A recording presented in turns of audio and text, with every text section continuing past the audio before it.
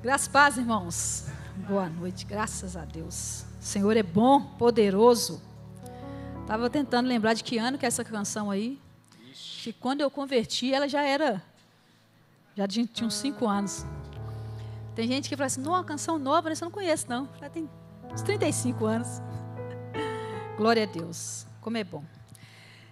Nós estamos numa sequência esse ano com assuntos pertinentes e assuntos estruturados, né, para nosso culto de oração. E toda a igreja tem recebido as comunicações lá na comunidade, no WhatsApp. E sabe que nós temos aprendido sobre família, vida profissional, vida espiritual, as nossas emoções. E tem ali, acho que um grupo de 7 assuntos bem pertinentes. Hoje, o tema é vida profissional. Mas eu vou falar de vida profissional. Aliás, acho que muito. Mas acho que um pouco mais largo, tá? Não só disso. E os irmãos vão me acompanhar. Domingo passado eu falei aqui no tempo de dízimo e ofertas. Então, eu sabia que eu ia falar no domingo de dízimo e ofertas e já tinha recebido o convite do Arthur para falar hoje aqui na igreja. E por algum momento, sexta, sábado, eu fiquei com um tema na cabeça achando que era para dízimos e ofertas. E aí no sábado, à madrugada, eu acordei 3h50 da manhã e eu não dormia de jeito nenhum. Aí depois de mais de 1 hora, eu já tinha levantado, já tinha bebido água, já tinha ido ao banheiro, já tinha deitado de novo, já tinha tentado desligar a mente. Eu falei, eu vou lá para o quarto vazio, né, que a Letícia deixou. E sentei lá e fui ler o texto de novo. E aí eu entendi que nada a ver com dízimo e oferta, não era para aquele momento. E aí o Senhor distribuiu assim na minha mente a palavra que era para hoje. Então eu estou muito tranquila por aquilo que eu aprendi e muito feliz em compartilhar isso com vocês. Eu peço ao Senhor que o Senhor me use como canal, me capacite para que eu fale de maneira mais didática possível. Nós temos autoridade sobre tudo que Deus confiou a nós para nós administrarmos.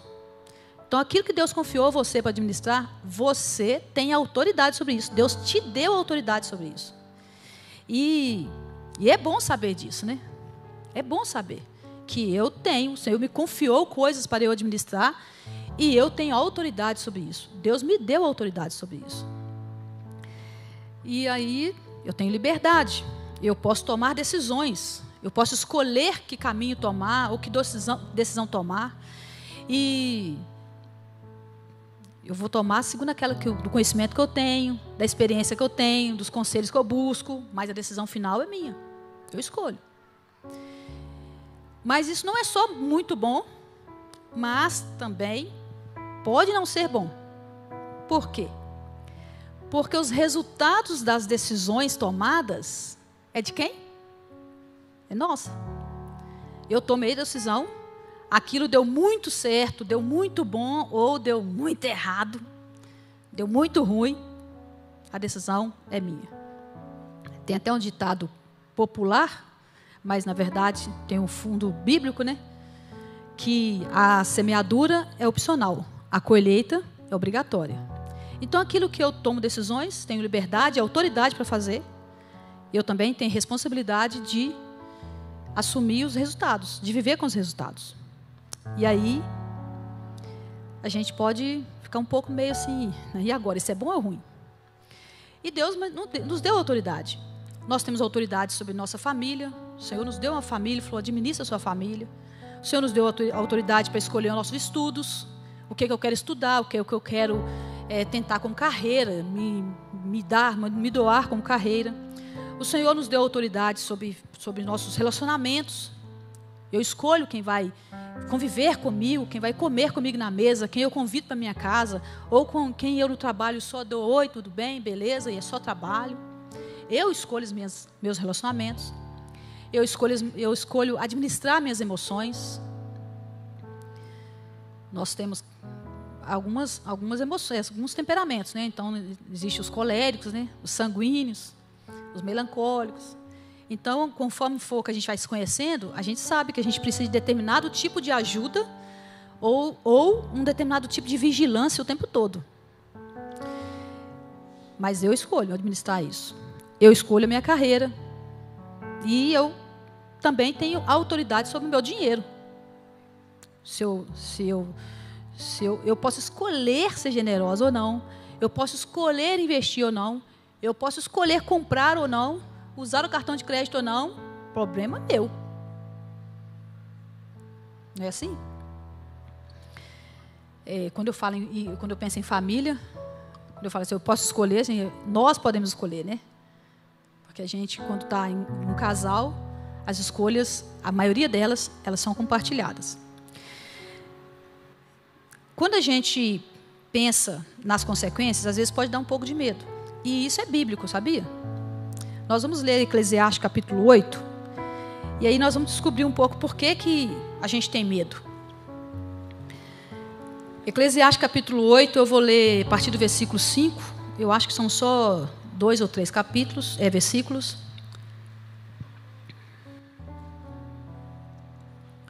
Diz assim: quem obedece às suas ordens, está dizendo as ordens do rei, tá? Estava falando do rei antes aqui. Quem obedece às suas ordens não sofrerá mal algum, pois o coração sábio saberá a hora e a maneira certa de agir. Tem hora e tem um jeito certo. Porquanto há uma hora certa e também uma maneira certa de agir para cada situação. Então não tem só a hora certa, tem o jeito certo. Há alguns anos, eu ouvi um resultado de uma pesquisa sobre comunicação no ambiente de trabalho. E a pesquisa dizia o seguinte, que 90% dos conflitos... Eu estou ouvindo minha voz, parecendo que está duplicada aqui. Eu não sei se vocês estão ouvindo do mesmo jeito. Vocês estão ouvindo igual eu? Parece que está duplicando, mas agora melhorou. 90% dos conflitos que aconteciam na comunicação no ambiente de trabalho não é porque a pessoa falava a coisa errada, não é porque a pessoa falava a coisa na hora errada, mas a pessoa fala a coisa certa, na hora certa, no tom errado. Então, tem a hora, mas tem o jeito também. Então, a Bíblia diz que o sábio sabe a hora certa e a maneira certa de agir em cada situação. E aí a sequência diz: o sofrimento de um homem, no entanto, pesa muito sobre ele. E a Bíblia mesmo responde: visto que ninguém conhece o futuro, quem lhe poderá dizer o que vai acontecer? Ninguém conhece o que vai acontecer. Então, mesmo você tomando cuidado para fazer a coisa certa, da maneira que você aprendeu que é mais certo, você não sabe do dia de amanhã, você não sabe o futuro, não sabe que resultado aquilo vai dar. Não está sob o seu controle as reações, tomar decisões de outras pessoas ao redor ou de outras situações ao redor, para que aquilo que você planejou aconteça do jeito que você está pensando.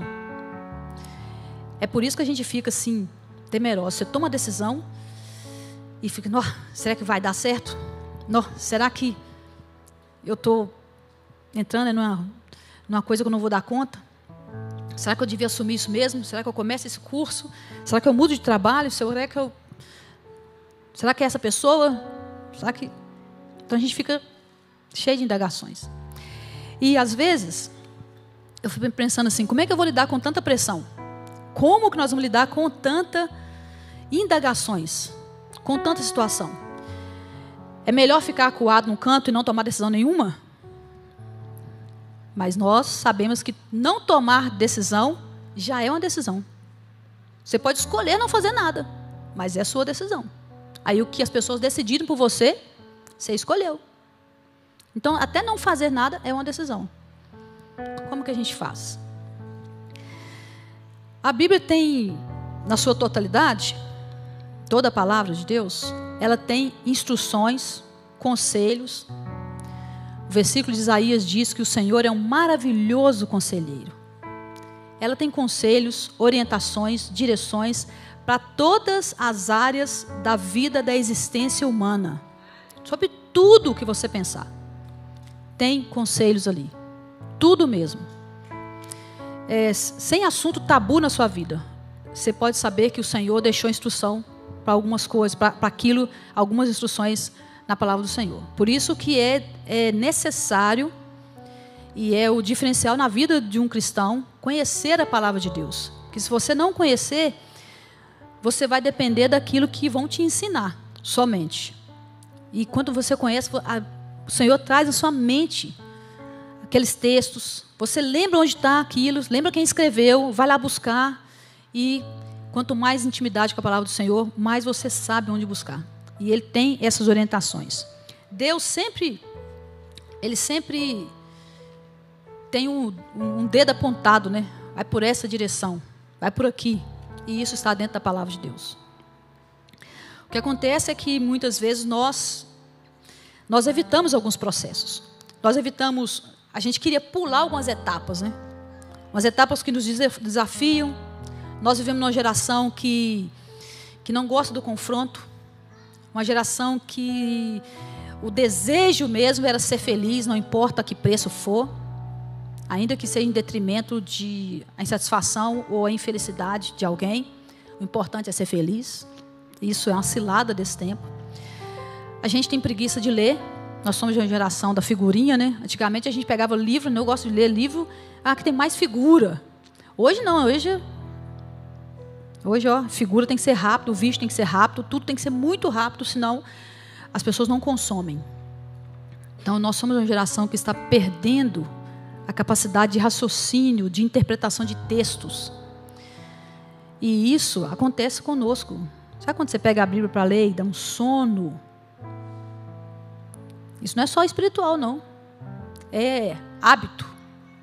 A gente tem que voltar ao hábito da leitura. Nós temos que nos esforçar, temos que procurar saber as coisas. Nós somos uma geração que tem preguiça de estudar.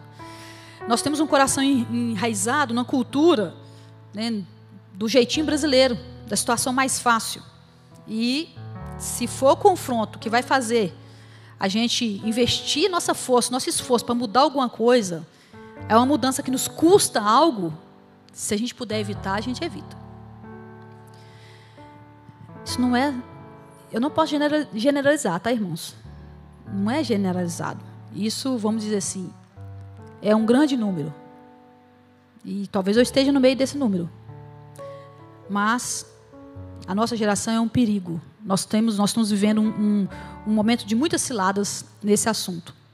De não nos esforçarmos e não nos expormos à palavra de Deus para Ele nos ensinar. Nós confiamos muito, ou não muito, mas às vezes é mais fácil confiar em alguém que tem o poder de tomar decisões que nós precisamos, e a gente coloca a confiança naquela pessoa, e nós vamos criando um relacionamento para chegar e até o momento que ela tome aquela decisão que eu preciso, seja no trabalho, no meio dos nossos parentes, na família, né? Seja ali dentro da casa, com os meninos, com os amigos. Mas principalmente isso acontece muito na vida profissional. Às vezes a gente coloca a nossa expectativa, a nossa necessidade, ainda que esteja escondida, naquele chefe ou naquela gestora que resolve as coisas. Ao invés de, às vezes, fazer muito bem o que a gente faz e confiar no Senhor. Nós vamos ler no capítulo 30 de Isaías. E aí você vai ter que deixar a Bíblia aberta, que eu acho que a gente vai ler alguns versos salpicados para a gente... para dar tempo, tá? Senão não vai dar tempo, não.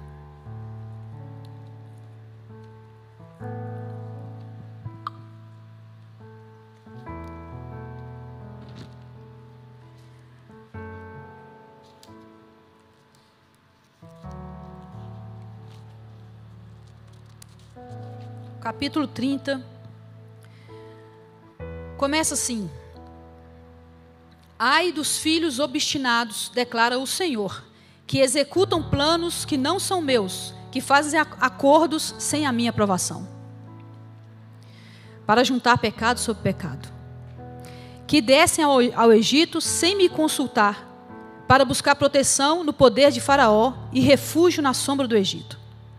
O Senhor está aqui de forma incisiva, exclamando um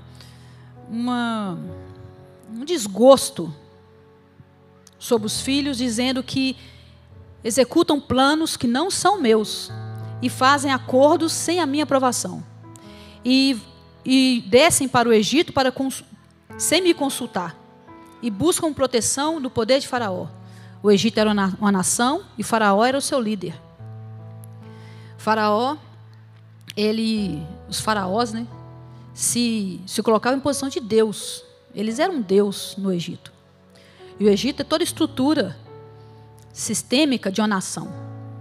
Então, assim, o mundo, né, para nós, biblicamente, assim, a alegoria, assim, a gente pode pensar no mundo e na idolatria. Muitas vezes. Nós, sem parar para prestar atenção, nós estamos esperando a resposta de um governo, desse sistema do mundo, ou às vezes na idolatria que nós temos, que alguém é capaz demais de resolver nossa situação. É capaz demais de nos ajudar. Ou o contrário. Deixar que o outro coloque a expectativa e a sua esperança toda em mim. E eu sei que não sou eu que resolvo. Então o Senhor fala que executam planos que não são meus e fazem acordos sem a minha aprovação. Isso aqui é terrível. Porque os planos que o Senhor tem a nosso respeito são planos de bem e não de mal. E aí a gente vai lá e faz planos que não são planos do Senhor. A chance de dar certo é 0. É muito complicado. Nós pulamos para o versículo 12. Por isso diz o Santo de Israel: como vocês rejeitaram essa mensagem e apelaram para a opressão e confiaram nos perversos, este pecado será para vocês como um muro alto, rachado e torto. Quem aqui mora em casa? Não mora em apartamento, mora em casa. Imagina se fosse na sua casa, se tivesse um muro bem alto. Casa protegida. Só que o muro está rachado e está torto. Você se sentir protegido ou ameaçado? Os muros da cidade era um instrumento de proteção. Então, as cidades fortificadas eram as cidades muradas. Prova disso que vocês vão lembrar que Jericó, os muros eram tão largos que tinham casas construídas sobre eles. Também quando Neemias estava com o coração quebrado porque os muros de Jerusalém estavam destruídos, e ele fala com o rei: deixa eu construir os muros, deixa eu reconstruir os muros, porque era um sinal de que a partir daqui a coisa vai dar certo, porque vocês estão se preocupando com a estrutura de proteção. E aqui o Senhor está dizendo que como aquelas pessoas rejeitaram a mensagem e colocaram a sua confiança nos opressores, nos perversos, esse pecado seria sobre eles mesmos. Essa decisão foi deles. E o resultado também era o deles. E que aquele pecado seria como um muro alto, aparentemente bom, só que rachado e torto. Ele se fará em pedaços, como um vaso de barro, tão esmigalhado, que entre os seus pedaços não se achará um caco que sirva para pegar brasas numa lareira ou para tirar água de uma cisterna. A nossa confiança em coisas terrenas, materiais, é muito frágil, irmãos. Muito frágil. Nossos recursos, quando nós achamos que recursos, às vezes a gente confunde recurso com dinheiro, é frágil demais, muda de mão fácil. Então, onde a gente busca é muito diferente. E ele continua dando um antídoto para nós. Diz o soberano, o Senhor, o Santo de Israel: no arrependimento e no descanso está a salvação de vocês. Na quietude e na confiança está o seu vigor. O Senhor diz: olha, no arrependimento e no descanso tem salvação. Se vocês arrependerem e descansar no modo de o Senhor está está tomando conta. Eu confio no Senhor. Vou respirar. Não sei como é que eu vou sair da cilada do plano que eu fiz, nem do acordo que eu arrumei. Mas eu, sinceramente, arrepende e acha descanso. E se aquieta. Que a Bíblia diz que na quietude e na confiança está de novo o vigor. No versículo 18. Contudo, o Senhor espera o caminho, espera o momento de ser bondoso com vocês. E Ele ainda se levantará para mostrar-lhes compaixão, pois o Senhor é Deus de justiça. Como são felizes todos os que nele esperam. Ó povo de Sião, que mora em Jerusalém. Isso aqui é uma mensagem para o povo de Deus, irmãos. Ele não está falando para as pessoas que não eram lá de Israel. Está falando para o povo de Deus, de Sião, de Jerusalém. Então, estão falando, vamos trazer para nossos dias, está falando para crente, para gente que está vivendo no Monte Sião, na igreja, no Monte Santo do Senhor. Povo de Sião que mora em Jerusalém, você não vai chorar mais. Como Ele será bondoso quando você clamar por socorro. Assim que Ele ouvir, Ele responderá a você. Embora o Senhor dê pão da adversidade e água da aflição a você, o seu mestre não se esconderá mais. Com seus próprios olhos, você o verá. Quer você volte para a direita, quer você volte para a esquerda, uma voz nas suas costas dirá a você: este é o caminho, segui-o. Quando nós nos arrependemos, achamos descanso, nos aquietamos e fala: Deus, clama por socorro. O Senhor, Ele está aguardando o momento de você clamar por socorro. Ele está aguardando o momento de você falar assim: eu fiz um acordo que eu não deveria ter feito. Fiz um plano que eu não perguntei ao Senhor e agora eu sei que não era plano do Senhor. Mas a coisa está andando. A sociedade está rolando. E agora? Arrepende. Descansa. Confia que o Senhor vai socorrer. E aí o Senhor você vai ouvir atrás de você. Este é o caminho. Seja para a direita ou para a esquerda, o Senhor vai apontar para você o caminho. Você vai passar a dar passos corretos. E o Senhor vai corrigir aquilo que você não pode corrigir. Vai alinhar os propósitos. Deixa eu ver se eu acabei o versículo aqui. Acabei. Atrás de você, diga: este é o caminho, siga-o. Planos que não são do Senhor e acordos que não têm aprovação do Senhor são... Eu tenho medo só de pensar. Eu já fiz planos, tá, que não eram do Senhor. E tive que passar assim, quase uma década aprendendo. Enquanto eu não entendi, que eu arrependi, eu não entendi o que estava errado. E aí arrependi. E o Senhor falou: agora você vai passar para o processo. E você tem que ter humildade. Porque enquanto você não tiver humildade, vai ser mais difícil. E eu não vou contar para vocês não, mas depois, se vocês quiserem, eu conto. Vocês vão falar assim: não estou acreditando que você fez isso. Eu falei: eu fiz. Falta, às vezes, de esperar, de perguntar para o Senhor. Eu sou uma pessoa ansiosa, tá? Eu sou uma pessoa acelerada, elétrica. Aqui eu fico tentando falar de maneira que vocês me entendam. Me seguro, mas eu sou muito acelerada. Então, é muito fácil eu agir por impulso. É muito fácil eu tomar decisão sem perguntar. É muito fácil eu achar que sei o que fazer. E isso já me trouxe atrasos. Coisas que eu deveria ter conquistado quando eu tinha 30 anos. Chegou quando eu tinha 45. Graças a Deus que chegou, né? Que eu aprendi. Graças a Deus. Porque senão eu ia ter que aprender uma hora. Então isso, planos que não são planos do Senhor. E acordos que a gente não perguntou ao Senhor. E Ele nós não temos a aprovação do Senhor. Nós precisamos nos atentar e aprender a não fazer isso. A palavra de Deus tem princípios, tem valores. O reino de Deus é regra sobre regra, preceito sobre preceito. E na soma das suas palavras está a verdade. Não é um ponto aqui sozinho, isolado, mas a soma da palavra do Senhor é a verdade. Então a gente precisa entender e aprender. A gente precisa aprender a descansar e a aquietar. Eu não tenho muita pretensão de explicar vários conselhos para vocês. Vários.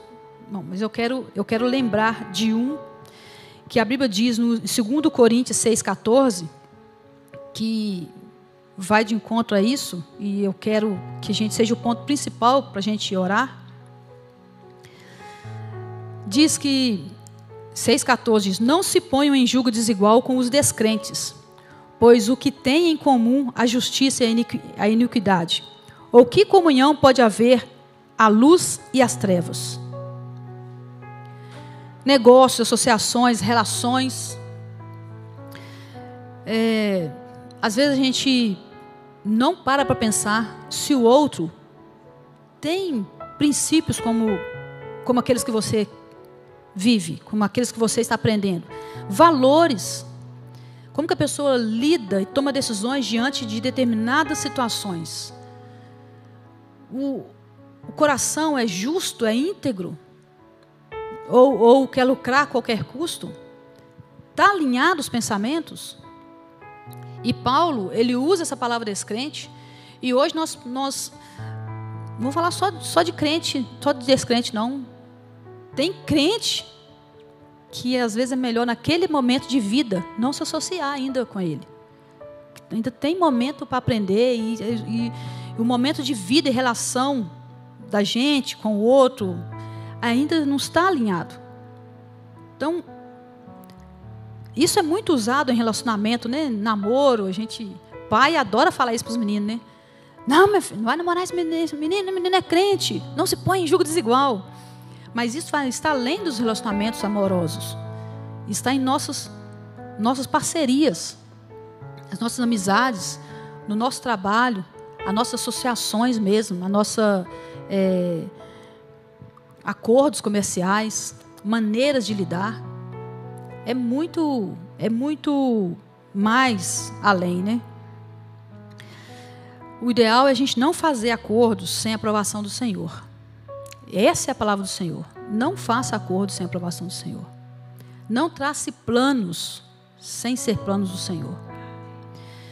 E parece que os planos do Senhor serão só espirituais, né? Não, só nebulosos. Os planos do Senhor só aqueles da agenda que a gente tem da igreja.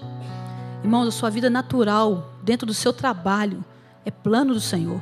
O Senhor te colocou exatamente onde você está, porque Ele queria você lá.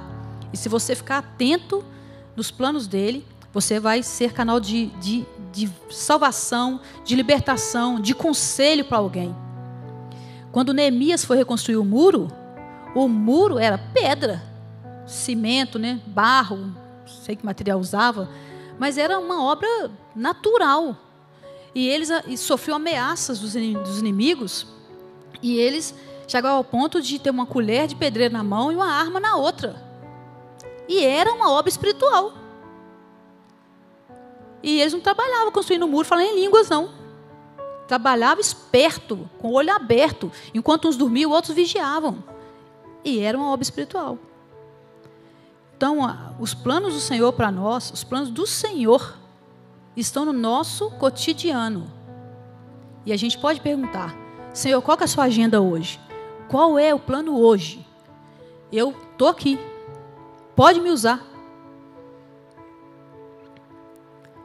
E você faz essa oração de manhã e você se prepara, porque pode acontecer qualquer coisa durante o dia. Qualquer coisa. Eu tenho certeza que muitos de vocês têm testemunhos aí de falar assim: nossa, eu vivi uma situação uma vez que, meu Deus, eu falei, por que eu estou aqui? Vai ter que ser eu mesma. Alguém doente, alguém cabisbaixo, pergunta: oh, tudo bem, o que aconteceu? Você está triste? A pessoa desaba com você. Uma situação que você vê o outro fazendo errado e você precisa se posicionar, fala: olha, não é assim, não faz assim, isso não é certo. Então o Senhor tem planos e propósitos. E quando nós estamos de acordo com eles, a coisa vai bem. Nós já vimos que nós precisamos de arrependimento. depois do arrependimento, nós podemos descansar, aquietar o nosso coração. E nós vamos orar essa noite. Eu queria que vocês ficassem de pé e viessem aqui. Nós vamos orar. Hoje de manhã, aqui na oração, eu acho que o Geraldo leu um versículo que está em Mateus 18.